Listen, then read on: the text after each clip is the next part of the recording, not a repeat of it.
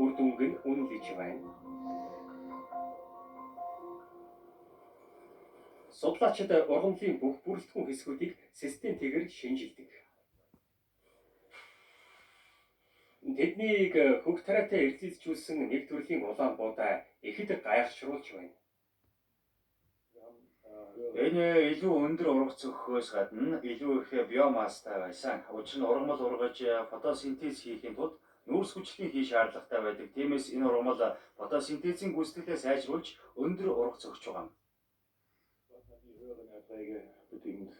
Энэ ажил нь Герман судлаачдыг дотоодын сортуудаа ялангуяа өмнөд Европын сортуудтай эргэлзүүлэх замаар хөгжүүлэхэд түлхэж өгсөн юм.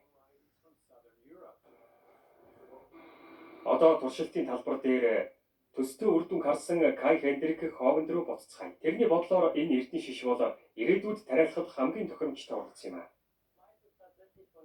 Бидэнд байгаа бүх ургацын дотроос эрдэнэ шиш уур амьсгалын өөрчлөлтийн үр дагаврыг хамгийн сайн даван туулах чадвартай. Бас ус ашиглалтын тал дээр ч гэсэн хэмнэлттэй.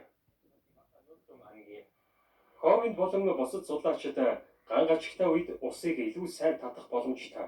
Мөн Адар борооны үед ургамлыг урсгаас сэргэлдэг гүн гүнзний системтэй сорт гарган авахар ажиллаж байна. Герман тариачид ч мөн адил шар буурцаг зэрэг үр тариаг сонирхож байна. Энд ч гэсэн хэд хэдэн талбайд туршилтаар тарьж үзжээ. Энэ зүүн ургац маань хангалттай нарандаг өртөөгүй. Гэсэн хэдий ч ургац маань ургасаар л байна. Тэгээд шуурга бороонд хугараагүй. Энэ ч сайн хэрэг. Бид ямар ургац авахаа харнаа. Ерөнхийдөө Ловер Саксон тариалан эргэлэх боломж Германы өмнөд хэсгийн дулаан бүсээс хамаагүй бага хэвээрээ л байна. Америкийн шар буурцаг ихэвчлэн гений өөрчлөлтөд Германд худалдаалахыг зөвшөөрдөг учраас зах зээлд асар том тесрэлт болно. Эдгээр хээрийн туршилтыг өнөө хүртэл гайхалтай амжилт үзүүлсэн гэх боломжгүй ч илүү их судалгаа шаардлагатай байна. Уур амьсгал өөрчлөгдөж байгаа нь 30-40 жилийн дараа төмс гэх мэт олон уламжлалт үр тариа энд сайн ургахгүй гэсэн үг. Энэ үр дүн ферм бүр тэр даруй цоо шинэ ургац тариалж эхлэх хэрэгтэй гэсэн үг биш ээ. Гэхдээ ирээдүйд эрсдлийг багасгахын тулд илүү өргөн сорт ургуулах хандлагатай байх болно.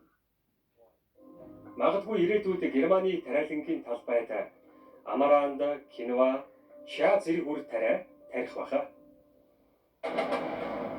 Бид зөвхөн ургамлыг идэж зогсохгүй тэдгээрийг боловсруулан өөр бүтээгдэхүүн тэр дундаа энэ үйлдвэрлэдэг. Олон жилийн турш үйлдвэрлэгчид тэдгээрээс биотүлш үйлдвэрлэж тээврийн хэрэгслийг эрчим хүчээр хангаж байгаа. Гэхдээ ургамлаас гаргаж авсан түлш ихээхэн маргаантай байдаг.